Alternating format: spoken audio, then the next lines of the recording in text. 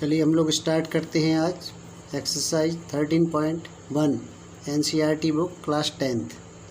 यहाँ एक क्वेश्चन है आपके सामने, देखिए ज़रा। 2 cubes each of volume 64 centimeter cube are joined end to end. Find the surface area of the resulting cuboid। इसमें कहा गया है कि 2 क्यूब हैं जिनका वॉल्यूम 64 सेंटीमीटर क्यूब दिया हुआ है और ये दोनों एंड टू एंड, यानी ये इस फिगर में आप देख सकते हैं कि ये 2 क्यूब हैं। एक क्यूब है यहाँ से यहाँ तक और एक दूसरा क्यूब। इनको एंड टू एंड यानी एक सरफेस से चिपका के जोड़ दिया गया ताकि ये बड़ा बॉक्स बन गया। ये छोटा क्यूब है, ये दूसरा क्यूब है। दोनों क्यूब को एक साथ चिपकाया गया है, इससे बड़ा बॉक्स बन गया है। एक क्यूबॉइड है। इस क्यूबॉइड का सरफेस एरिया निकालना है। इसको निकालने के पहले हम देखेंगे, सबसे पहले यहाँ पर दिया हुआ है 64 सेंटीमीटर क्यूब इसका वॉल्यूम। तो सबसे पहले let the side of cube is equal to A. अब मैं वॉल्यूम का फॉर्मूला लगाएंगे, V equal to A cube. आपको ये दिया हुआ है 64। अब आप इसकी साइड निकाल सकते हैं इससे। A equal to cube root 64। A equal to, इसको क्यूब रूट निकालने के लिए इसको 2 के मल्टीपल में लिख लेंगे अपन। देखिए 2 2 जा 4 2 जा 8 2 जा 16 2 जा 32 2 जा 64। A equal to Q root 64 है, इसलिए क्यू रूट है यानी 3 के पेयर में इसको लेंगे। A equal to 2 into 2 equal to 4। इस तरीके से ये जो आर्म है, जो साइड है, जैसे ये है साइड ए, ये भी साइड ए है, ये सारे साइड ए है। तो ये जो साइड है ए इक्वल टू 4 आ गया। अब अपने को ध्यान देना है कि ये जो नया क्यूबॉइड बना हुआ है इसकी ये लेंथ क्या है।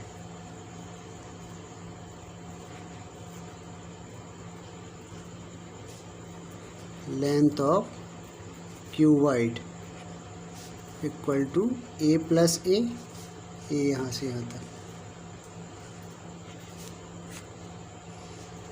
Equal to 4 + 4 equal to 8। ये एल हो गया। बी क्या है, ब्रेथ। ब्रेथ आप इसकी ये वाली ब्रेथ या ये ले सकते हैं, साइड ए है, इक्वल टू 4।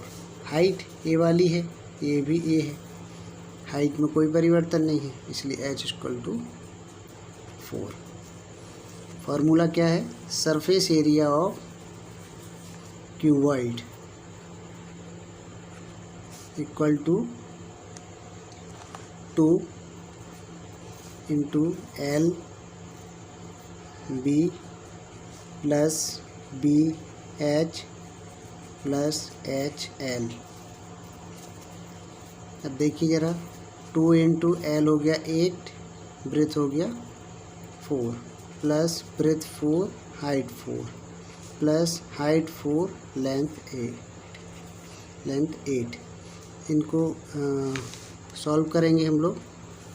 8 4 जा 32 प्लस 4 4 जा 16 प्लस 4 8 जा 32 इक्वल टू 32 16 32, ये हो गया 80 इक्वल टू 160।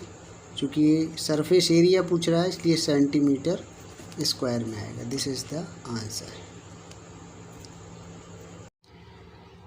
आइए अब हम देखते हैं एक्सरसाइज 13.1 का question number 2। A vessel is in the form of A hollow hemisphere. यहाँ मैं आपके लिए एक फिगर लेके आया हूँ। ये देखिए एक हेमिस्फीयर के रूप में है, आधा गोला है। हेमिस्फीयर माउंटेड बाय ए हॉलो सिलेंडर। इसके ऊपर एक हॉलो, ये सिलेंडर लाइक स्ट्रक्चर इसके ऊपर ये लगा हुआ है। इस साइड से इस तरीके से इसके ऊपर ये फिट है। The diameter of the hemisphere is 14। ये जो ये डायमीटर है ना, ये इसका ये डायमीटर जो है वो 14 सेंटीमीटर दिया हुआ है and the total height of the vessel is 13 centimetre.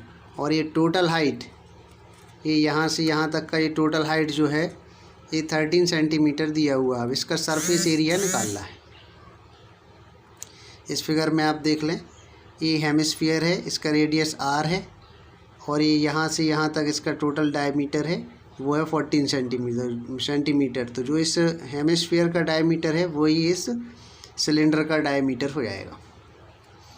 तो यहाँ पर हम लोग सबसे पहले लिखेंगे द डायमीटर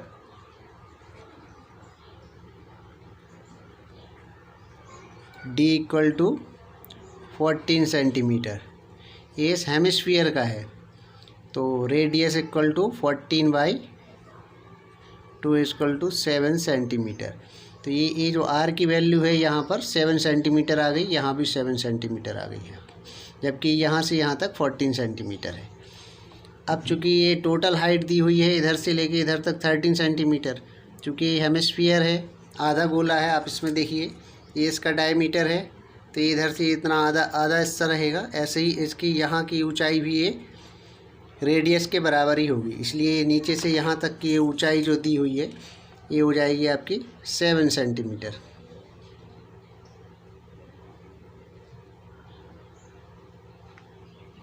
तो ये ऊपर की ये वाली हाइट कितनी बचेगी आपको 6 सेंटीमीटर। फिगर में थोड़ा सा हाइट ज़्यादा दिख रही होगी आपको, लेकिन आप समझ रहे होंगे 7 सेंटीमीटर यहाँ से यहाँ तक की हाइट है, तो इससे ऊपर की जो सिलेंडर की हाइट है वो 6 सेंटीमीटर है।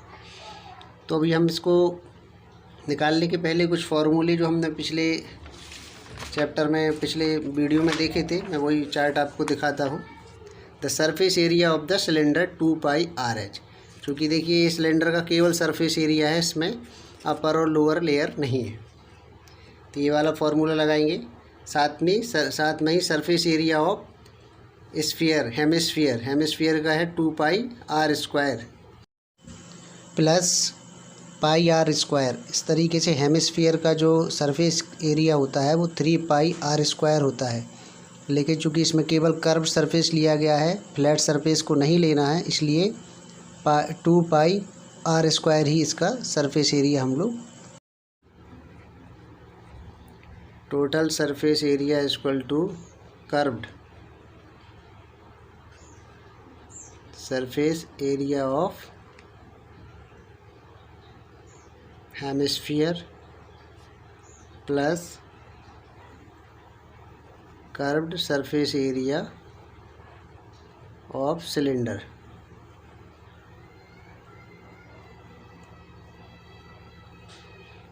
सरफेस एरिया इक्वल टू हो जाएगा आपका curve surface area of hemisphere. तो हेमिस्फीयर का जो कर्व सरफेस एरिया है वो है 2πr², और जबकि curve surface area of cylinder जो है वो है आपका 2πRh।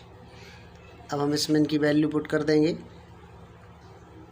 2π की वैल्यू 22/7, r की वैल्यू यहाँ पर ये 7 आई हुई है, तो 7 को 2 टाइम मल्टीप्लाई कर देंगे, प्लस 2 इंटू 22/7। पाई की वैल्यू 22/7 होती है, r है यहाँ पर 7 और h यहाँ पर 6 दिया हुआ है, ये इससे हम कैंसिल कर देंगे। अब देखिए यहाँ पर 44 × 7 प्लस 44 × 6,